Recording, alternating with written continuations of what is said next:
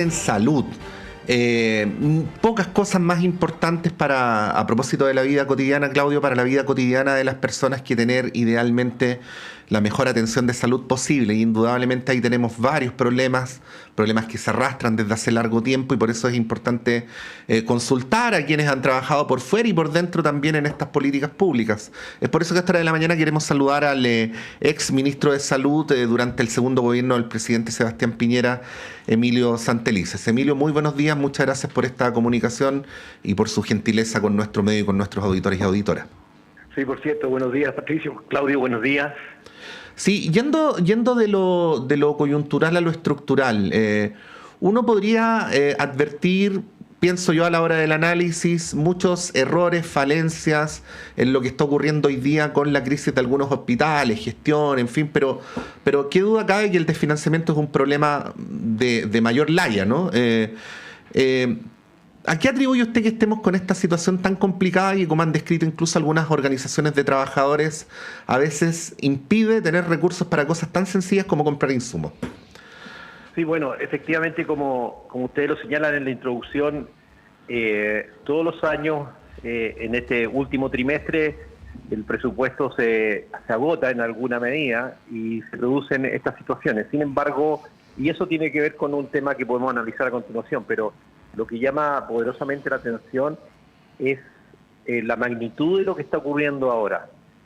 Cuando uno lo revisa y acaba de mandar una nota a propósito de la discusión del presupuesto solicitada por la Comisión Mixta de la Subsecretaría, donde da cuenta de lo que fue el ejercicio del primer semestre, y efectivamente las cifras en algunos hospitales incluso se han quintuplicado.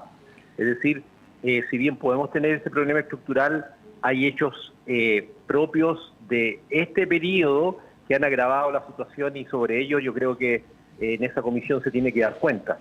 Y por lo tanto, yo pienso que aquí hay medidas de corto plazo, pero también definitivamente hay que tomar medidas de largo plazo que debieran ir incluidas en parte, a lo menos, en una reforma que está anunciada, que se refiere al fortalecimiento del FONASA.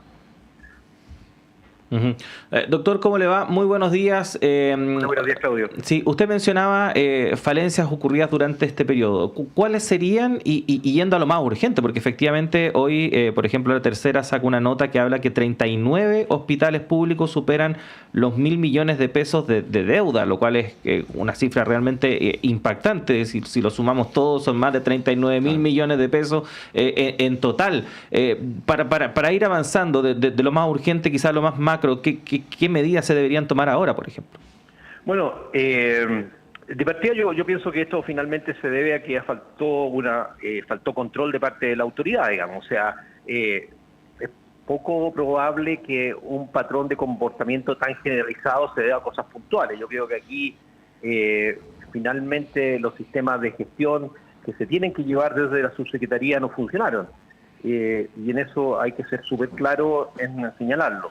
Y las medidas pasan, por ejemplo, con algo que también se ha ido incrementando en el tiempo, que es el ausentismo laboral. O sea, no es posible que los funcionarios de los hospitales promedien a lo menos 30 días de licencias médicas. Entonces ahí hay temas que se te pueden intervenir directamente y que obviamente van en merma finalmente de la función, porque esto a su vez después repercute en lo que hemos llamado la productividad, o sea, con los mismos recursos, cuántas actividades desarrollamos. Y también eso lo sabemos latamente, que hay un estudio que se hizo por la Comisión de Productividad que muestra que los hospitales públicos producen 3 cirugías al día, en circunstancias que la norma debía ser entre 5 y 6, es decir, se trabaja al 50%. Hay otro elemento que yo creo que también es importante, que cuando se le pone coto a las sociedades médicas, porque eso es un incentivo perverso, es decir, asociaciones de médicos al interior de los hospitales que venden servicios, y el director, en la necesidad de poder resolver listas de espera, se los tiene que comprar a ellos para que se lo hagan fuera de horario.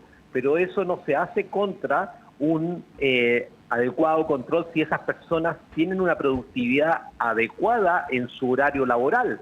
Es decir, aquí estamos en el peor de los mundos, porque ese director, totalmente acorralado, si lo podemos llamar, no le queda otra que entregarles la atención a esas sociedades que van a cobrar un valor muy por arriba de lo que ellos ganarían por su salario. Entonces, ese es un mundo que también uno administrativamente le puede poner coto al día uno. Es decir, por ejemplo, que es una medida que yo en lo particular tomé, que nadie podía acceder a esas listas de espera si no tenía un nivel de productividad normal que se define claramente, o bien venían médicos de otros hospitales a operar a este hospital. Es decir, en eso yo creo que ya basta de discursos, interpretaciones, diagnósticos, y creo que hay que aplicar disciplina.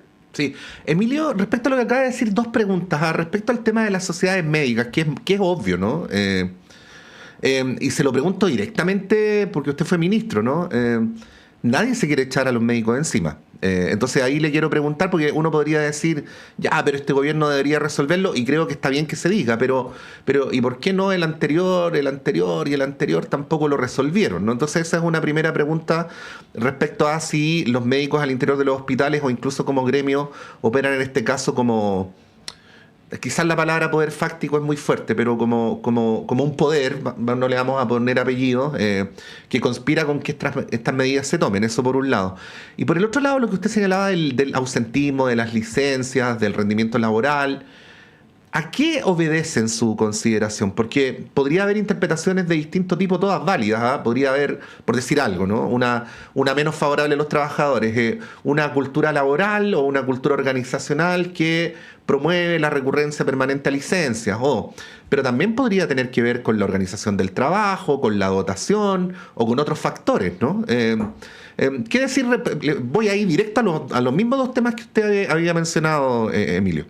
Sí, perfecto. Bueno, sobre lo primero, le quiero decir lo siguiente, que yo entre el 2018 y el 2019 estas medidas que le estoy comentando las apliqué. Uh-huh. Y si usted mira la serie histórica, el único periodo en que se logró bajar los tiempos, y se lee por tiempo, o las listas de espera, fue en ese periodo. Y gran parte se dio a esto, y recuerdo muy bien, a modo anecdótico, que en una oportunidad me dirigí directamente a Iquique, donde había un problema serio que me lo habían hecho saber las autoridades, y conminé a los doctores quienes amenazaron irse de paro, y yo les dije que lo hicieran, porque yo ya tenía médicos de otros hospitales y de otras regiones incluso que iban a ir a operar. Entonces, las medidas se pueden tomar. Y me acuerdo que también dispusimos cambios de jefatura en lugares donde se habían producido casos escandalosos. Entonces, eso por una parte. Ahora, ¿por qué después eso no perdura? Porque efectivamente estas eran medidas logradas con instrumentos administrativos de coyuntura.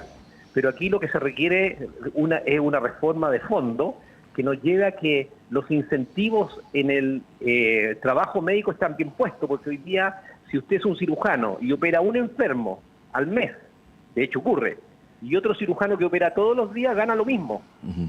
Y eso es un incentivo perfecto, entonces perverso. Entonces, nosotros desde la Escuela de Salud Pública de la Universidad de Chile hace mucho tiempo, junto con el CEP, hicimos un estudio donde dijimos que se tenía que terminar con el sistema de la Subsecretaría de Redes, que debía pasar a ser una Dirección Nacional de Servicio de Salud, con gobernanza, con métricas, con rendición de cuentas de cara a la comunidad, con participación de la comunidad. Entonces, es en relación a su primera pregunta. Uh-huh. Y en relación a la segunda, por cierto, todas las variables que usted señala son ciertas. O sea, cuando yo digo que hay que intervenir el ausentismo laboral desmesurado, no estoy asignándole responsabilidad a uno u otro actor. Yo creo que es un tema que hay que abordarlo, y hay que abordarlo con los trabajadores, porque sin duda que los trabajadores de la salud son enormemente comprometidos, pero también como cualquier colectivo existen personas abusadoras, y ellos mismos en su control de pares perfectamente podrían ayudar a resolver esta situación.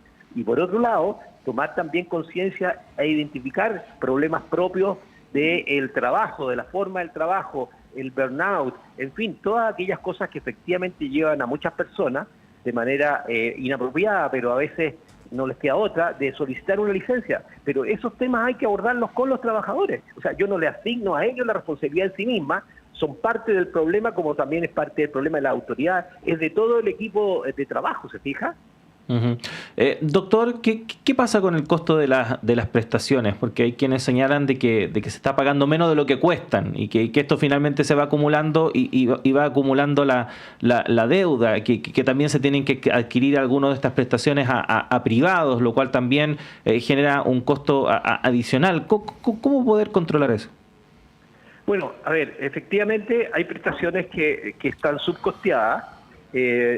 Sin embargo, desde el momento que nosotros empezamos a implementar GRD, le recuerdo que esto lo comenzamos a hacer a modo de estudio en el primer gobierno del presidente Piñera del 2011.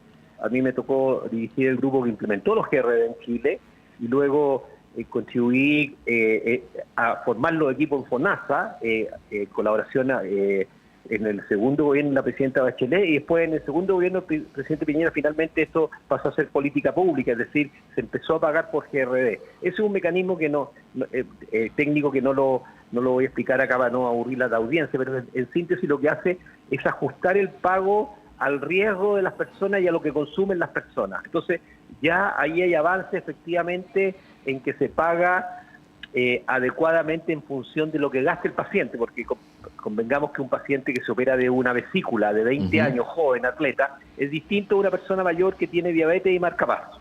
Entonces, obviamente, antiguamente se capturaba un valor que era el mismo para uno u otro, en circunstancias que ese enfermo 2 va a estar mucho más tiempo hospitalizado. Y ese mecanismo, esa herramienta hace eso, y eso hoy día se está utilizando. Pero también hay que considerar que a veces las prestaciones van a ser más onerosas por el solo hecho de la eficiencia del uso de los recursos. Entonces el peso de la prueba no va a quedar en que se pague menos, sino en que se gasta mal.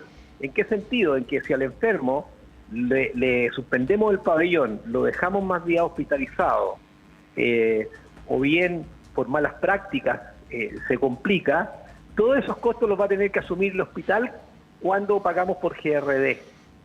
Porque el GRD ajusta el riesgo, le dice a uno, bueno, este paciente tiene este riesgo, yo le pago tanto. Pero si usted lo hace mal, yo le voy a pagar eso mismo. Esa complicación se la come a usted, o esa ineficiencia se la come a usted. Y eso es lo que hoy día quizás golpea más fuerte a la hora de cotejar cuántos recursos me entregan y cuántos yo recibo. Y ese es un tema que hay que sincerarlo también, porque efectivamente lo que muestra esa metodología es que ocurren dos cosas. El sistema se hace más eficiente sin vulnerar la calidad. Y por lo tanto, por eso es un mecanismo de pago ajustado a riesgo que se llama, que se ha desarrollado en todo el mundo.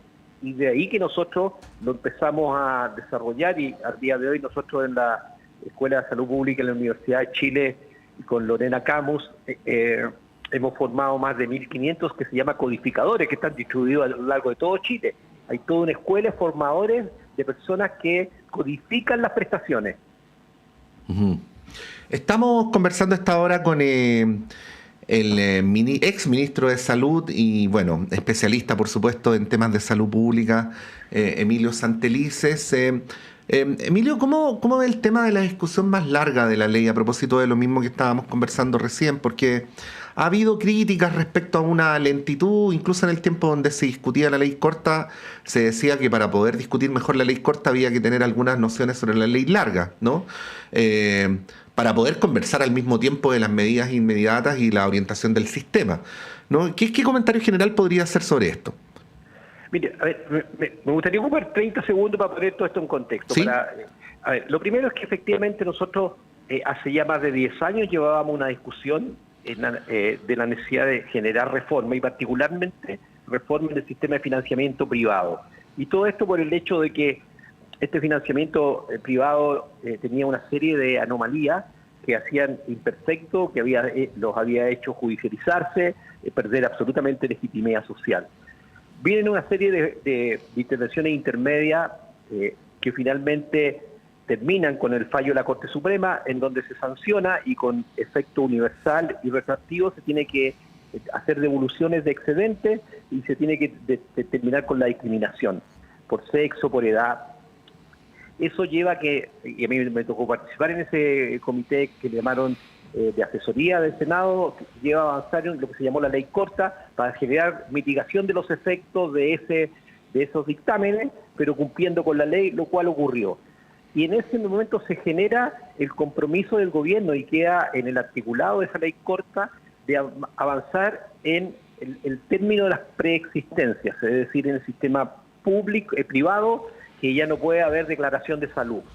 Y para eso entonces se genera una segunda comisión que el Senado me pidió a mí presidirla, donde participamos académicos de distintas corrientes. Estaba también la directora de la Escuela de Salud Pública de la Universidad de Chile en esa comisión, donde nosotros generamos una propuesta donde decimos, conforme hay que avanzar en términos de la declaración de salud, como se mandata en el articulado de la ley corta.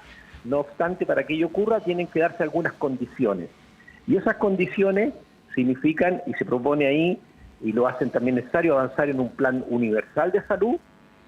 Significa generar una compensación de riesgo al interior de todas las aseguradoras para darle estabilidad financiera al sistema, y significa también generar precios de referencia para que se pueda generar esa compensación de riesgo, y de la misma manera las ISAPRES finalmente quedan compitiendo por redes y por prestadores, por redes de prestadores y por precios. Es decir, se genera un sistema en donde ocurren varias cosas virtuosas.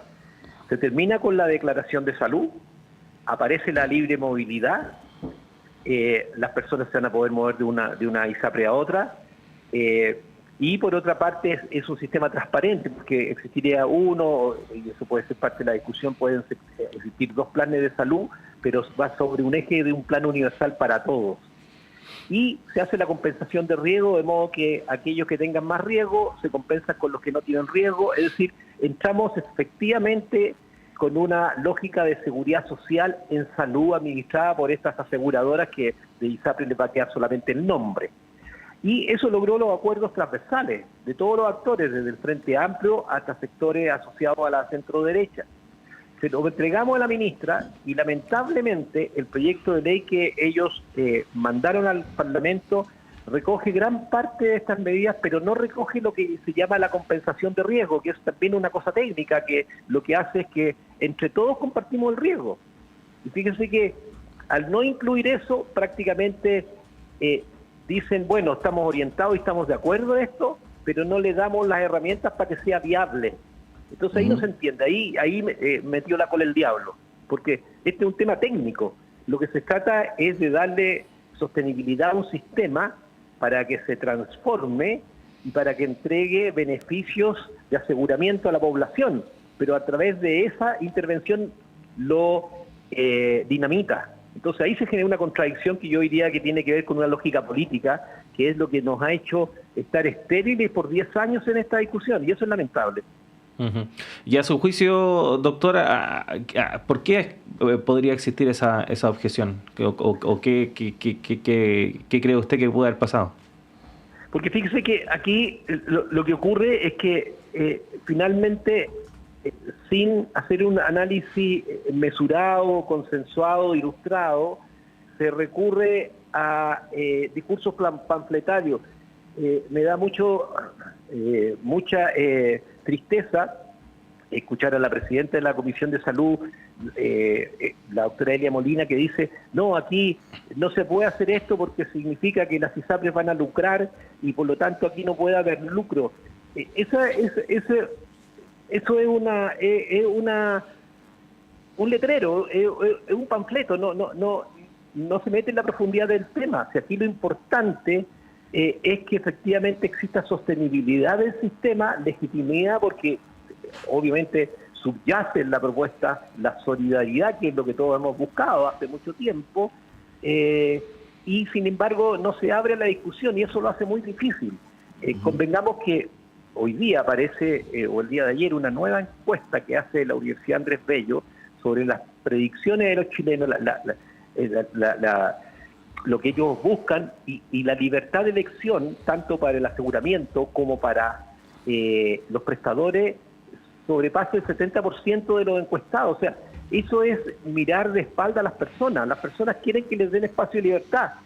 Y cuando estamos conviniendo en avanzar en una lógica de seguridad social, en donde efectivamente van a haber resguardo, van a haber condiciones de borde que hacen que el sistema esté absolutamente regulado, eso es beneficioso para todos. Entonces, ¿por qué no abrir esa discusión y no entrar en una arena ideológica que lo que hace es estrechar los márgenes de temas que son mucho más complejos y que como sociedad tenemos que resolver adecuadamente sobre la evidencia? Porque por lo demás lo que yo le estoy diciendo como modelo es lo que ocurre en Alemania, es lo que ocurre en Holanda y en otros muchos países en que tienen modelos que son virtuosos. Entonces, no estereoticemos una discusión que se requiere de manera urgente resolverla, porque los problemas que tenemos al otro lado de este nudo de 10 años son enormes y no los estamos abordando. Ya lo ve usted lo que está pasando con el cáncer, ya lo ve que lo que pasa, que conversamos recién con las listas de espera. Es decir, tenemos que avanzar a pasos acelerados y nos estamos deteniendo porque tú eres de Colo-Colo y yo soy de la Chile.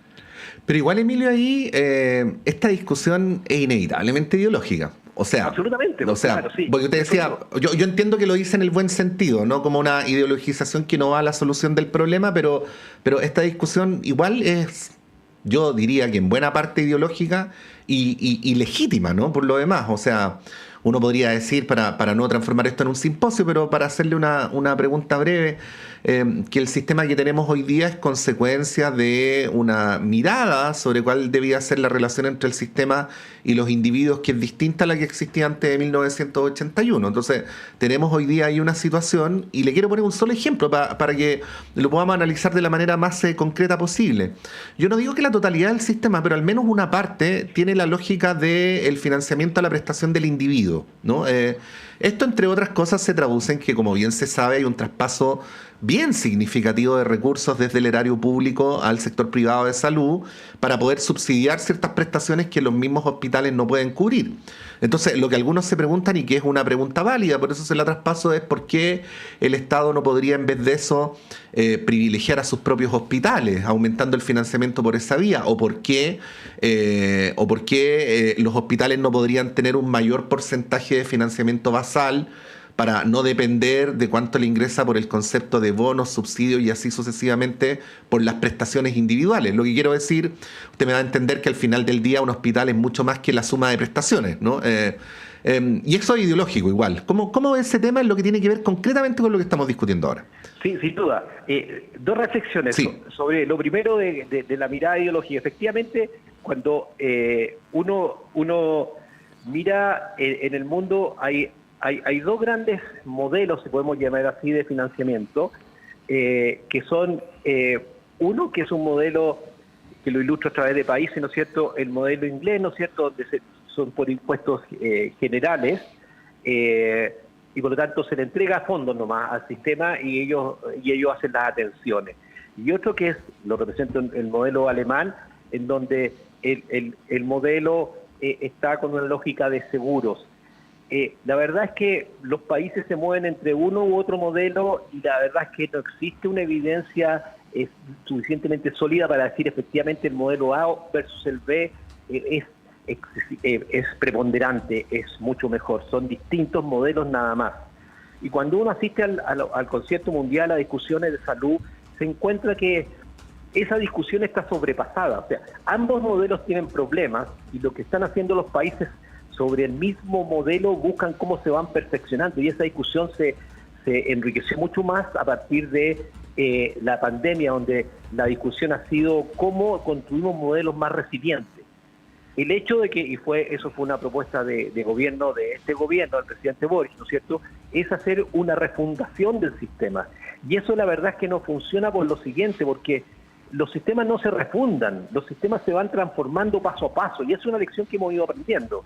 Entonces, el insistir en que tenemos que cambiar a un modelo Beveridge, que se llama, o sea, a un modelo inglés, así como se trató de hacer a partir de la convención que fracasó, y así sucesivamente en la estrategia que se están utilizando ahora, es un error, porque es de mucho riesgo, no está sus resultados no están suficientemente respaldados y nos produce todos estos problemas de incertidumbre que tenemos hoy día. Eso por una parte en relación al tema más de fondo. Ahora, en relación a la transferencia de recursos, le puedo decir una cosa. La pandemia mostró de manera virtuosa que nosotros no tuvimos el drama de la última cama porque teníamos un sistema que funcionó de manera conjunta. Por lo tanto, ahí sacamos varias lecciones. Uno, que el sistema privado se requiere para que el sistema en su conjunto funcione. El problema no es si las camas son públicas o privadas, el problema es que existan mecanismos de transferencia en donde los recursos se disponibilicen para atender a las personas y cuando el sistema público no los pueda otorgarlo el sistema privado.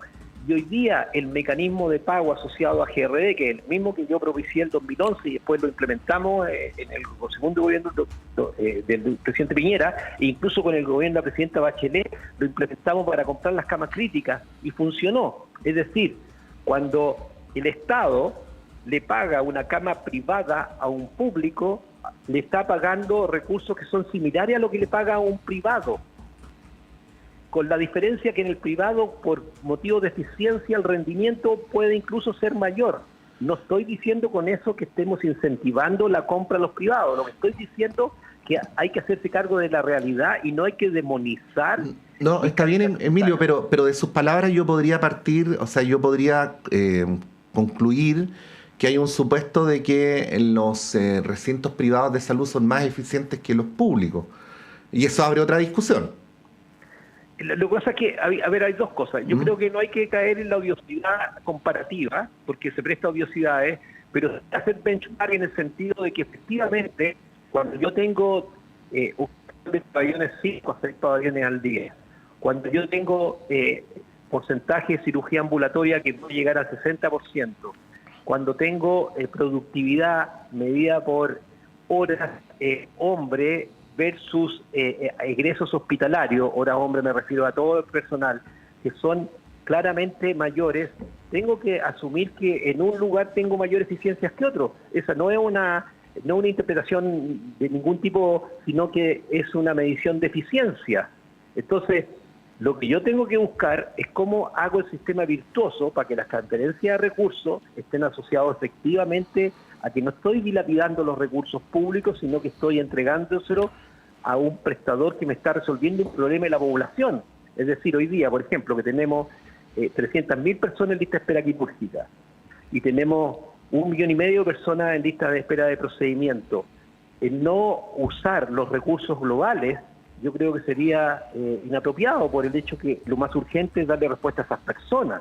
Entonces, por un lado, insisto, tenemos que fortalecer el sistema público y por eso ya lo señalaba, tenemos que esperar esa ley con esperanza de FONASA que busque su fortalecimiento para que efectivamente actúe como un actor que gatilla y se empodera para pedirle resultados a los hospitales.